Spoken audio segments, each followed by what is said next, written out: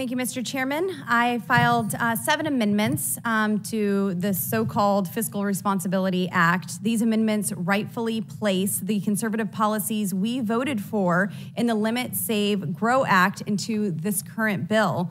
Last month, House Republicans did our job while the Senate sat idly by and Joe Biden continued to do nothing. We did our job and we passed a bill. We voted to responsibly raise the debt ceiling in exchange for enacting pro-policies and real spending cuts. Our bill saved taxpayers $4.8 trillion and included real reforms.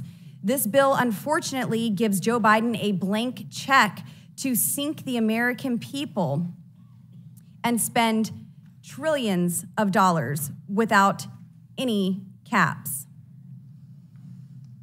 The American people will be sent further into debt after this administration and a Democrat-controlled Senate required Americans to spend $10 trillion more over the next 10 years than we previously estimated to spend.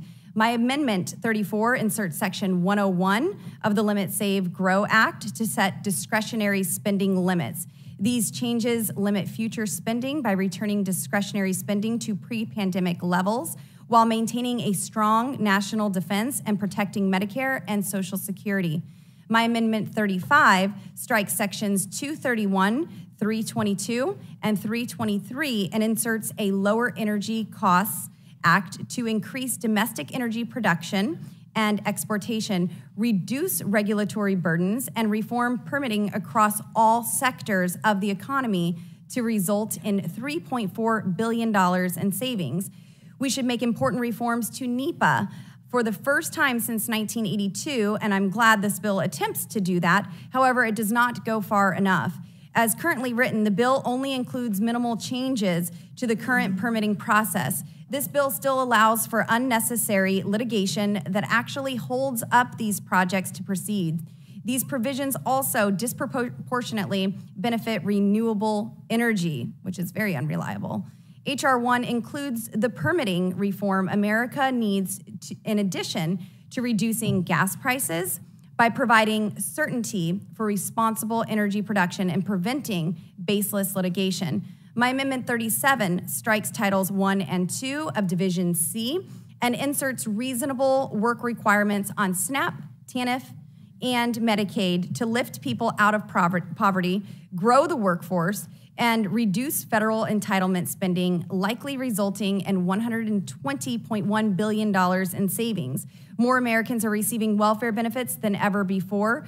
During COVID, Congress expanded welfare, and this administration campaigned on going even further by creating new entitlement programs.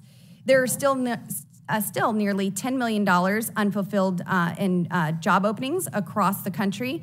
This is almost 2 jobs for every unemployed person. This labor shortage continues to affect everything from small businesses to large-scale construction and manufacturing projects. And I don't see a clock. Do I have a time limit here? Yeah. Okay, I don't see a clock. No. No? Okay. I was gonna skip ahead. There's a vote on the floor now. My Amendment 38 inserts the REINS Act to require congressional approval of any federal regulation that has an economic effect of at least $100 million, spurring economic growth and reducing the burden on small businesses and families. The GOP majority has been empowered to hold the Biden administration accountable and demand transparency by revealing just how much Biden's executive orders are costing American families and small businesses. And unfortunately, in the current bill that we are currently debating, the administrative pay-go allows the director of OMB to suspend any of these regulations at any time. It's kind of like the fox guarding the hen house here. It is far past time to take our Article 1 authority back from the executive branch and stop spending money we don't have. A argument my husband and I often had over the years. My Amendment 39 inserts Section 201 of Limit, Save, Grow to rescind unobligated COVID funds to result in $29.5 billion in immediate savings.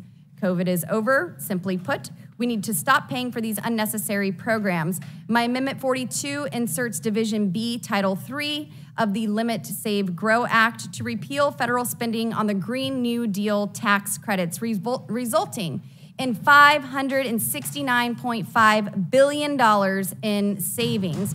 My Amendment 43 requires any future pauses on student loan repayment to be approved by Congress. This ensures the executive branch can never again abuse their authority. All of my amendments strengthen this bill to make good on the promises we made to the American people, and I urge the committee to make my amendments in order, and I thank you so much for your time.